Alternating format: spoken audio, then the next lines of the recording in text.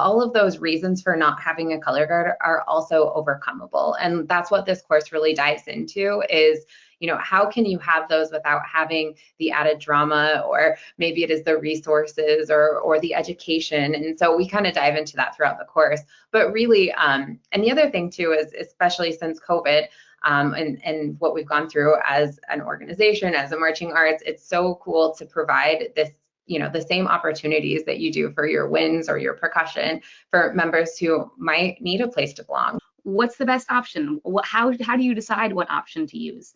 How do you decide which flag to use in the part of the show? Obviously, you're putting a show together. There's all these options of flags, rifle, saber, dance. What do you use? We talked through like how to effectively pick which equipment to go where. And spoiler alert, there's no right or wrong answer. It's really do what works for your program and what's going to make your students the most successful.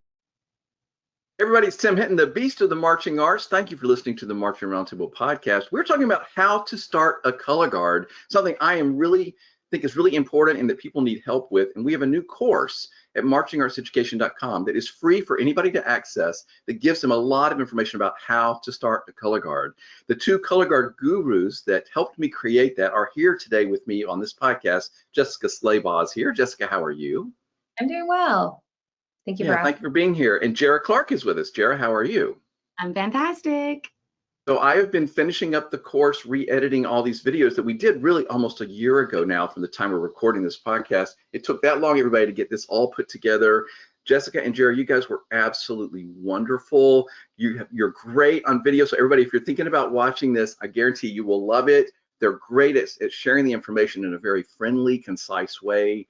And I'm so proud of this new resource. So before we start talking about what this is, Jessica, just sure everybody knows who you are, but just kind of introduce yourself. Yeah, my name is Jessica Slaybaugh. I am the color guard director and also artistic director at American Fork High School, and a few other programs as well. I've been a member of the marching arts for quite a while, and I just absolutely have so much fun with the education and really just kind of diving into what can make our students better performers. So when doing this course, it was so much fun just to really dive into what you need, what are the resources that you need in order to start a color guard. There are so many educational tools out there for music education, and unfortunately, color guard is one of those areas where there's not a lot out there for directors. So this is such a great opportunity for anybody at any stage in your color guard education to kind of dive into how can we start a guard, or what are the importance of starting a color guard, and what are resources out there that maybe we don't have access to. Yeah, it's great. Thank you so much for being a part of this. Jara Clark, tell everybody who you are, please. Hello, like Tim said, my name is Jara. I'm the former director at Jinx. I was there for 11 years. This is my first year to not be the director. It's kind of exciting. I'm still in the color guard world. I'm the director of education for our circuit here in Oklahoma. I'm also coordinating with a few programs around the area and then in Kansas as well. And I work with an independent group in Oklahoma called Zephyrus. So there's a little bit about me, all the things. Anyways, this course I really liked working on, and it was awesome. And I think it's really unique in that there's a lot of opportunity online right now of like content for our students, content for members that are spinning, but it's hard to find content for the directors. I'm so thankful for the internet, and honestly going through the pandemic as we did, because it put a lot more things online and gave a lot more access to students and members to train. But it's still a little hard to find things for the directors and the organization, and where do I find help? How do I do this? How do I do facilities? How do I talk to my band director? Things like that. And so this course is really unique in that it's for color guard directors and band directors to help you organize and find the solutions to help. And so I love that we've created it and given now an outlet for directors so that our students have outlets to learn how to spin a little bit better online. Then this helps that director get more organized and find the things that you need to be successful. So thank you for working together on this. I loved working with Tim and Jessica. It was so much fun to do all this together.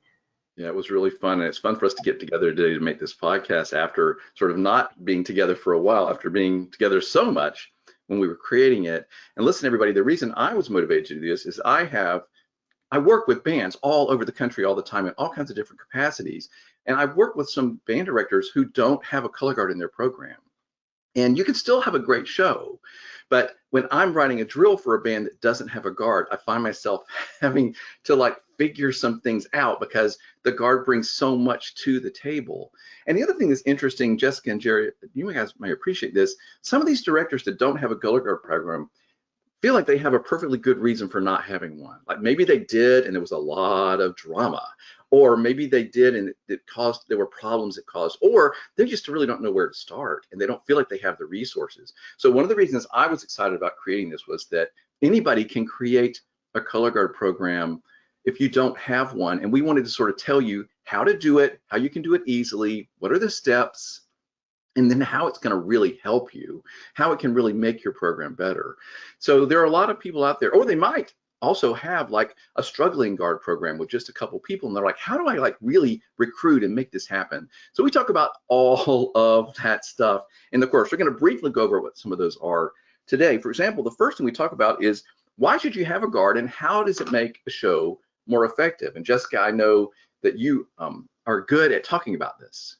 Yeah, I mean, just to kind of touch on what you said just prior as well, I think, all of those reasons for not having a color guard are also overcomable. And that's what this course really dives into is, how can you have those without having the added drama, or maybe it is the resources or the education. And so we kind of dive into that throughout the course. But really, and the other thing too is, especially since COVID, and what we've gone through as an organization, as a marching arts, it's so cool to provide this, the same opportunities that you do for your winds or your percussion for members who might need a place to belong, because you never know what your school or area is going through. And there's always those students out there who are looking for a sense of a home or a place. And so I just wanted to add that little bit in there, because there's so many people out there who are looking for color guard just like you are looking for them. So don't absolutely get that, because literally when Tim was talking, that's legit what I was thinking about, because like it is a valid concern if the color guard is drama, and so you're like, we're just going to get rid of it. Well, you're cutting out, a place for those students, and so like there's a way to work through that, and it's important to have a place for those students. I love that everybody's head is in the same spot on that, is like, ultimately the point of band and guard and football and basketball and all those things is to have a place for those students to be. So creating that place, creating that safe place, and this gives you those tools to help you figure that out and get over those obstacles. Yeah, and we all want as many students as possible involved in our program. I mean, the more students we're involving, the more important we are to the school, the more important we seem to the school, the more funding we have, et cetera, et cetera, et cetera. And I got to tell you, as a drill writer who writes drill for bands that don't have a guard, that causes problems for me because the guard brings so much to the table. Jessica, the guard brings so much color and movement.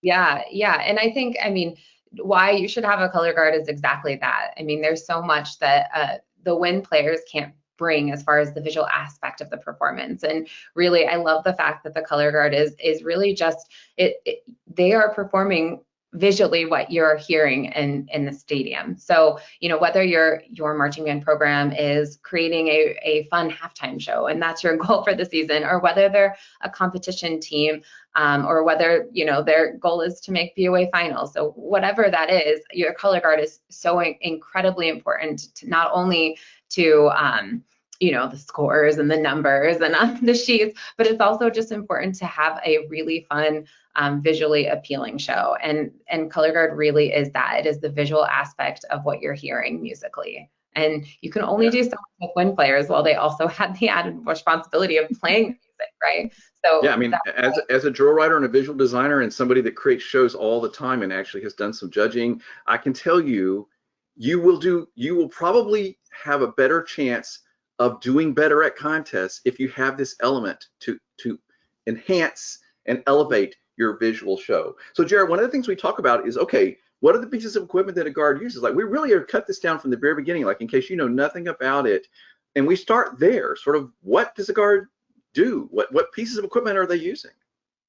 We'll talk briefly about it here, but all of it's on the videos, but we'll talk through all the equipment you need, starting with your practice flag, where to get it, how big of pole. I'm pretty sure we even have a video on there on how to tape a flag. Am I correct in that? Oh, yeah.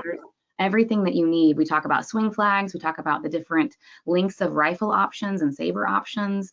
We talk about Do you need rifle and saber? When should you start that? Should you do that the first year, the second year? Never. All those things are addressed in there, and they're so important, and they're things that sometimes you don't think about until you're in the middle of it and you're like, oh my gosh, what do I do? Do I use a rifle? What size rifle? Oh my gosh, there's 3 sizes of rifles. So in all these videos we talk about, like, what's the best option? How do you decide what option to use? How do you decide which flag to use in the part of the show? Obviously, you're putting a show together. There's all these options of flags, rifle, saber, dance. What do you use? We talk through like how to effectively pick which equipment to go where. And spoiler alert, there's no right or wrong answer. It's really do what works for your program and what's going to make your students the most successful. But it's still so helpful to hear, us tell you it's okay to make the decisions that work best for your program. If the school down the road is using 39-inch rifles, but 36-inch works better for you, there's nothing wrong with that. Yeah, and I think if you're a band director and you don't know much about color guard and you're thinking of starting one, it can be very intimidating, like all the stuff you don't know. And that's what we're talking about, everybody. Like, we're not talking down to you. We're just saying, okay, here's the basics. Here's the pole you need to buy if you want to start, and here's how you buy silk for it. And like, we're telling you the basics you need to know. So don't be intimidated about it. That's why this course, How to Start a Color Guard, exists at the Marching Arts Education website. So Jessica, one of the things I really love that we talk about is, okay, there are a lot of places you can get help. Like if you're trying to do this, and you're like, oh my gosh, I have to come up with some sort of costume for them to wear, and where do I get these flags and stuff? There are people you can call that are out there to help you. Yeah, and we talk about all of the resources that you have within color guard education, which is something that's not like widely populated. It's not like a website you can go to and you can click here to find blank. But we talk about where would you start if you're trying to buy your first costume, and where would you start if you needed to buy a practice flag, and what are other resources as far as educational videos, or there's a lot on the Marching Arts Roundtable that we don't even talk about because people don't know that it exists, but there's so much out there at your fingertips that you're able to access. And so this video really goes into where to find that. How can you use that information, which is really important, because sometimes you might be like, I know how to get it, but what is it for? And so I think that these videos are so great because those resources are available and it gives you access to them and how to best use them for the best education. Yeah, and again, spoiler alert, there are people out there that are really happy to help you. And if you call up one of these companies and say, I don't know what I'm doing, I'm trying to start a color guard and I need something for them to wear on Fridays at school, and they will be like, oh, I can totally help you. Relax, I got you. So I love that there are so many people out there doing that great work. Jared, one of the other things we talk about is how to get organized. Like you have to, like, we give you pointers on things to look out for, like gotta have maybe somewhere to rehearse, for example. Yeah, talking through who to communicate with at your school. Maybe it's your band director, maybe it's your athletic people, but just making sure that you are communicating with the right people. And it is, like, we keep talking about how intimidating it is, and it really is, because I mean, you're walking into something, and even if you're a band director, you might not quite understand all those things that go into color guard world, if you will. And it can be so intimidating, but like getting organized for rehearsals, we talk about that, organizing your actual rehearsal, not just getting into the facility, but then like, how do I structure my rehearsal? What's the best use of my time? If I have an 8-hour rehearsal, if I have a 2-hour rehearsal, if I have 30 minutes, what's my best use of time in there? And that we talk through that, and it really helps. Even talking through it, I've done it a long time, over 20 years of teaching, and it's still, I see these videos and I have the reminders of like how to break down a rehearsal, and I'm like, okay, good. You can look at a 2-hour block and be like, how am I going to fill this time? What do I do with these kids? They're all staring at me. We talk through how to fill that, what's the best use of technique time and show time. So all of that is in there. It was so helpful, and it's still helpful to me, like I said, because it can be intimidating to look at that time and be like, how am I going to fill this? Yeah. Break it down, help your brain, smaller chunks. Yeah, to that point, I feel like the resources here, it's not just for somebody that doesn't know anything, but actually I think anybody that actually right now has a color guard or is a color guard instructor, there's a lot of information here that's helpful to anybody. And listen, everybody, you don't have to watch all of it. If you don't need to watch the, what is a color guard video, that's fine. But you might want to watch that how to organize a rehearsal video, or how to get help with costumes or uniforms or flags. Like, there's information here that I think anybody can use at any level. Jessica, the other thing we talked. I'm sorry, I'm going to interrupt you. I've been teaching almost 20 years, and even going through this with Jessica and Tim, I still got things like from Jessica that I was like, oh my God, write that down. write that down. Things that were so helpful that I'm like, I didn't think of that, or I haven't thought of that in so long, or like that things that I learned from Jessica and Tim that I had implemented this last year when I was at Jinx, and that I'm implementing now as I'm working at other schools. So yeah, it's not just for you have no idea what you're doing. You could learn from this if you have been doing this for 20, 30 years and still just get those little refreshes and those little nuggets of new information too. Like so much information that you can learn from here for anybody. So Jessica, you agree? Oh my gosh, so much. I feel the exact same way. Like I learned so much just in doing these courses, and I'm a firm believer that no matter where you're at in your color guard education career or your career as a director, or maybe you're an instructor, I feel like it's always about personal development and learning yourself as well. And no matter what environment I'm in, I'm able to take on, how do you do this? Tell me more about how you might run a rehearsal. And even in the past year, it's like there's so many different venues where you can collaborate with other color guard directors and just ask a lot of questions and soak up everything you can, because if the adults are the ones learning, it's only going to impact the experience of your performers, and that's the most important thing. Yeah, and we talk about things like how much it costs. I mean, really get nitty gritty, everybody. This is how much it will cost if you want to try to do this. We talk about how to hire a staff. We talk about how to train that staff once you get them. We talk about how to get your leadership amongst your members and how to set that up. We talk about including your dance team if you have one already, like all kinds of pieces of the puzzle that are going to be helpful to you if you want to do this. So again, Jessica and Jara, I've been so proud of this new resource that we've created. Everybody go to marchingartseducation.com. You can find it there very easily, and just put how to start a color guard into the search bar, or just put color guard in and you'll find it right there. So as we're wrapping this up, I'm going to ask each of you just anything you want to say to sort of encourage someone who's thinking, okay, should I do this? Should I even consider starting a guard? Should I go check this out? Jessica, what would you say to them? I would say absolutely. And I think that the biggest, go for it. Check out the videos, watch them. It's going to inspire you not only to be a better educator yourself, but I think that it's going to bring so much growth to your program, no matter what level you're at. There's never a point where you should stop learning. There's never a point where you can't gain more education, and you're going to learn so much just about how maybe somebody else does it and is successful. Or we talk about things that we've tried that were maybe not quite as successful. And so I think it's all about learning and education, and it's all about what's in the best interest of our performers. I always say if the adults are adults and we continue to grow and we continue to learn, it just provides such an amazing experience for your performers, no matter what level they're at. That's great. Jared, what would you say? I would say at the end of the day, I say this all the time, but it's important to have as many students in that program as possible, because the more students you have in that program, the more lives you're able to affect, the more people you're keeping out of trouble per se, the more people that are invested in your program. And so all these videos are going to help you grow that program, grow yourself in growing the program. And at the end of the day, it's ultimately about the students. All of us are in education because it's about the students, and we care about, bettering their lives, giving them more opportunity, giving them more things to do to help them be better humans now and in the future. And all these videos are only going to help you be more successful, help you be less stressed, less worried about what's happening, have a better handle on what's happening, and ultimately help the students and have more students in your program at the end of the day is the goal. So I hope you will check it out, because we loved making it. We're clearly passionate about it, and it's great information that anybody, like we were saying, from brand new director to you've been teaching for 40 years can get so much out of it. So we hope to see you on all the videos. Absolutely. And listen, everybody, you'll just enjoy spending time with Jessica and Jara. Like, they're awesome people, and they're the way that they share their love and passion for the activity is really very palpable on the videos. I think you'll just enjoy spending time with them and learning from them.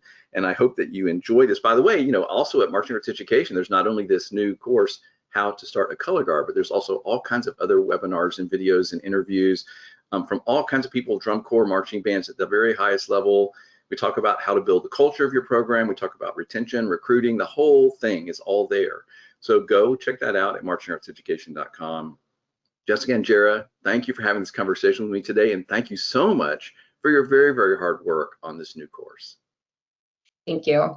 Thank you so much. How to Start a Color Guard, a free course with great information for everyone, whether you're new to Color Guard or have been teaching Guard for years. Our Guard experts are Jessica Slaybaugh of American Fork High School. All of those reasons for not having a color guard are also overcomable. And that's what this course really dives into is, how can you have those without having the added drama, or maybe it is the resources or the education. And so we kind of dive into that throughout the course. And Jared Clark, formerly at Jinx High School. What's the best option? How do you decide what option to use? How do you decide which flag to use in the part of the show? Obviously, you're putting a show together. There's all these options of flags, rifle, saber, dance. What do you use? We talked through like how to effectively pick which equipment to go where. And spoiler alert, there's no right or wrong answer. It's really do what works for your program and what's going to make your students the most successful. This course is presented in 3 sections. First, what is color guard? All the basics about what equipment is used and how a color guard helps a marching band be more effective. Second, how to get started. Everything you need to know, from what you need to buy to how much it will cost. Especially if it's your first year, you don't want to outprice people from being able to be part of your program. So I would make it a little bit smaller price that first year or two, and then you can add a couple more items each time when they get more accustomed to the price. The third section will be helpful to everyone, even if you've been a Guard instructor for many years. It's full of practical advice on hiring a staff, training your staff, and helping them to be successful. Plus, when to start rifles and sabers, when to start a winter guard, advice on designing your show, making the most of student leadership, and communicating with band directors. There's no such thing as over communication. And so you have to bring it up. Nobody's going to read your mind. Nobody's going to understand when you're upset about something, and when we talk about being upset, obviously it's related to the show.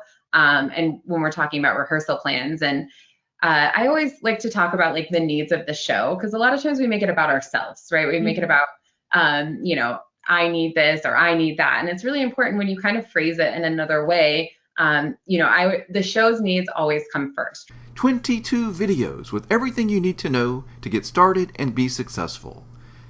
Sign up for this free course at marchingartseducation.com.